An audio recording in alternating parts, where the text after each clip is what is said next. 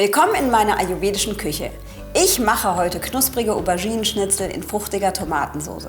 Ich könnte natürlich auch einfach sagen panierte Auberginen, aber ich finde, knusprige Auberginenschnitzel klingen viel spannender. Und genau mit dieser Neugier möchte ich heute tanzen. Für unser heutiges Gericht benötigen wir folgende Zutaten: 2 Auberginen, 70 Gramm Cornflakes, 4 Esslöffel Olivenöl, 30 Gramm Kichererbsenmehl, 80 Gramm Dinkelmehl, 70 Milliliter Hafermilch, 500 Gramm Cocktailtomaten, 2 Zitronenhälften, 2 Knoblauchzehen und 2 getrocknete Tomaten. Die Gewürze bestehen aus Kala Namak, einem Schwefelsalz, Steinsalz und schwarzem Pfeffer. Als erstes heizen wir unseren Ofen ein auf 210 Grad Ober-Unterhitze.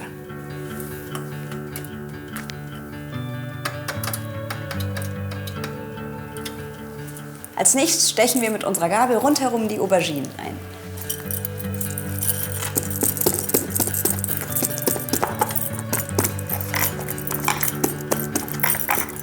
Da kann man so richtig schön seinen Frust rauslassen. Oder auch es als meditativ betrachten, je nachdem.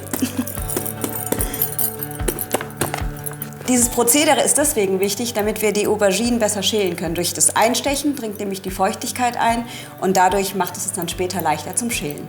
Die Auberginen machen sich jetzt hier erstmal auf meinem Backblech gemütlich und dann wandern sie für 45 Minuten in den Ofen.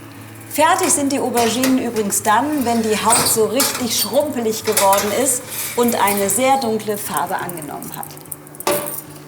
Damit wir in der Zwischenzeit nicht untätig rumsitzen, beginnen wir jetzt mit unserem Tomatensugo. Dafür schneiden wir erstmal die Tomaten in Hälften und dann wandert alles zum Schluss gemeinsam in die Pfanne.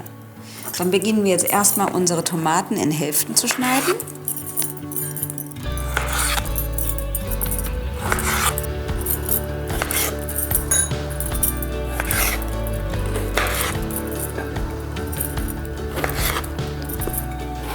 Es duftet jetzt schon so richtig herrlich nach Sommer. Dann kommt der Knoblauch, den drücken wir einfach an und dann wird unser Knoblauch einfach in dünne Scheiben geschnitten. So, und zum Schluss kommen dann auch noch unsere getrockneten Tomaten.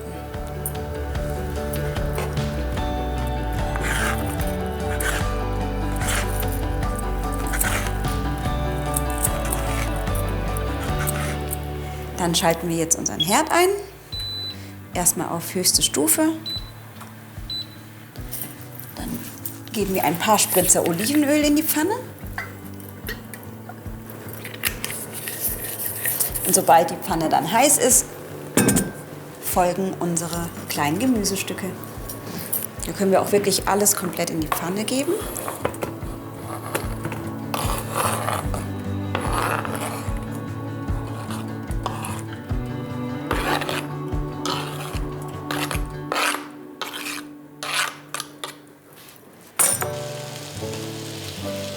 Wir lassen unsere Gemüsestücke jetzt erstmal eine Weile auf höchster Stufe zusammenlaufen und dann vermindern wir die Hitze auf mittlere Stufe. Das duftet so herrlich. Italien in der Nase.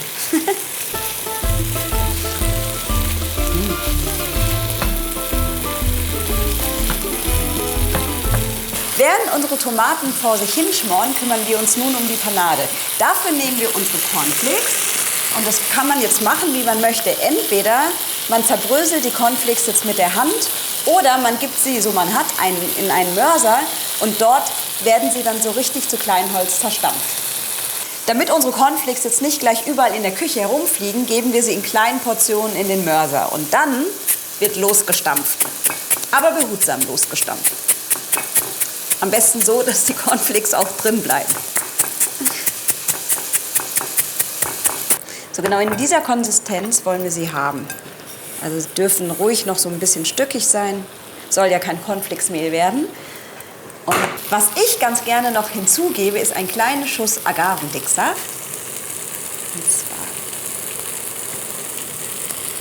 Das rundet nämlich geschmacklich auch noch mal ab und ergänzt sich wunderbar mit der Säure der Tomaten. Als nächstes geben wir ein paar Gewürze zu unseren Tomaten, nämlich einmal etwas Salz und etwas Pfeffer.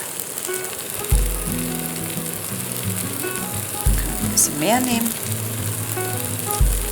Genau. Und dann machen wir weiter mit unserer Panierstraße. Dafür geben wir einmal Kichererbsenmehl hinzu, dann unser Dinkelmehl und unsere Hafermilch.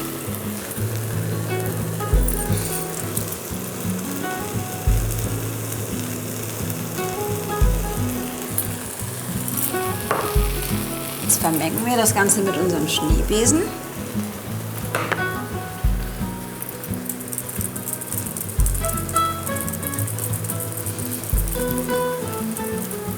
Wichtig ist jetzt, dass wirklich eine zähflüssige Paste entsteht, in der dann unsere Aubergine später baden darf.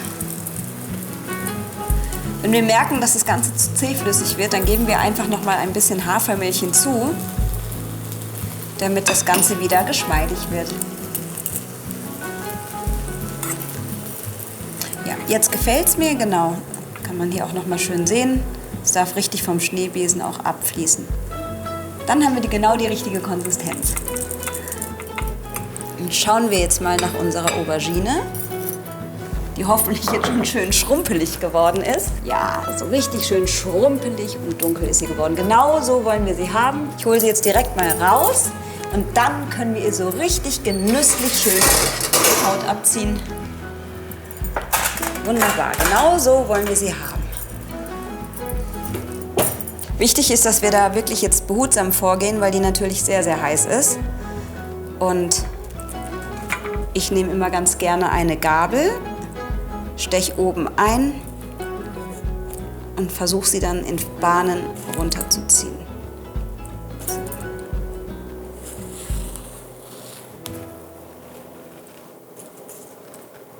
Aber das Schöne ist auch, dass das ganz gut geht, denn die Aubergine hat ja hier quasi einen eingebauten Griff.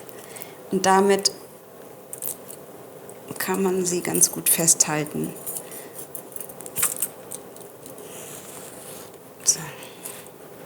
So, die erste Aubergine haben wir schon fertig. Nur mal kurz kontrollieren, ob alles ab ist. Genau. Und dann knüpfen wir uns jetzt hier die zweite Aubergine vor. Diese lustige Eierfrucht ist übrigens ballaststoffreich, darmverträglich und vor allem sättigend. Und damit hätten wir 3 wunderbare Pluspunkte, diese Eierfrucht zu uns zu nehmen. Im nächsten Schritt stampfen wir unsere bauchige Aubergine so richtig flach. Da können wir auch fein Gewicht drauflegen, denn je flacher die Aubergine später ist, desto besser schmeckt sie dann auch. Das Ganze machen wir dann auch noch mal von der anderen Seite. Einfach die Auberginen noch mal wenden und drauf losstampfen.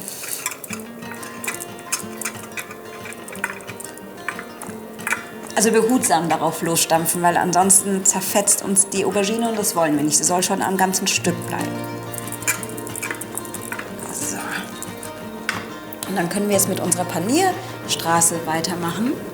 Hierfür gebe ich jetzt die Gewürze, Kalanamak, Pfeffer und Salz in unsere Masse.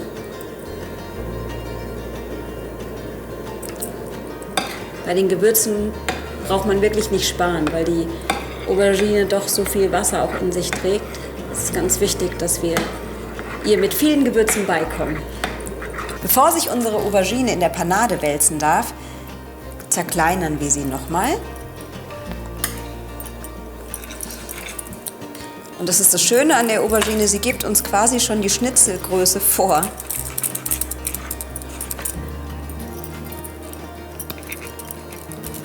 So, jetzt nehmen wir unsere Auberginenstücke und dann darf sie sich erstmal im Teig suhlen. Und nach diesem herrlichen Bad folgt das knusprige Cornflakes-Gewand. Können wir auch mit den Fingern noch mal nachhelfen, wenn die Cornflakes sich nicht so richtig an die Aubergine dran schmiegen wollen, dann machen wir einfach die Panade so mit den Händen an. Und dann geht das Ganze in die Pfanne.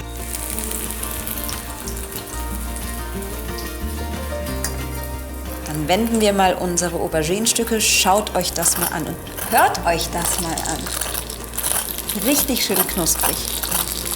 Da die Auberginen so groß sind, belassen wir es jetzt erstmal bei einer Portion.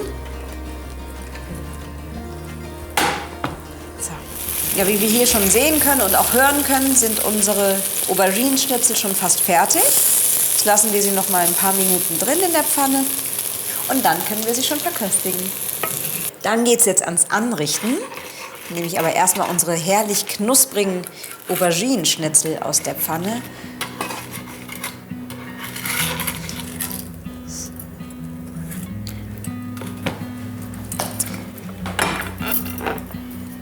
Und dann kommt das Tomatenbett.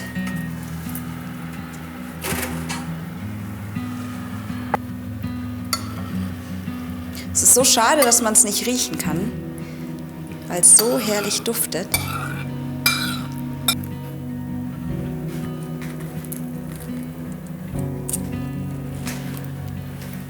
Damit die Auberginen auch ihren wohlverdienten Auftritt bekommen, habe ich mir jetzt erstmal meine ganzen Zutaten bereitgelegt. Jetzt beginnen wir mit der Zitrone. Die drapieren wir hier schön an unsere Auberginenschnitzel und dann darf es Petersilie regnen.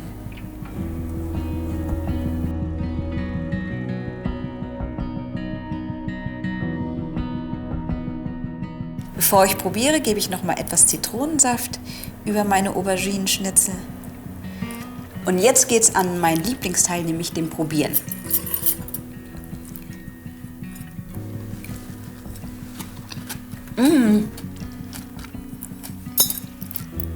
Das schmeckt so köstlich. Diese fruchtige Tomatensoße kombiniert mit diesem knusprigen Auberginenschnitzel. Gerade die Aubergine hat ja so eine leicht erdige Note und diese Kombination schmeckt einfach hervorragend. Ich kann es euch nur ans Herz legen, es mal auszuprobieren. Viel Spaß bei der Umsetzung. Bis zum nächsten Mal, eure Mangal.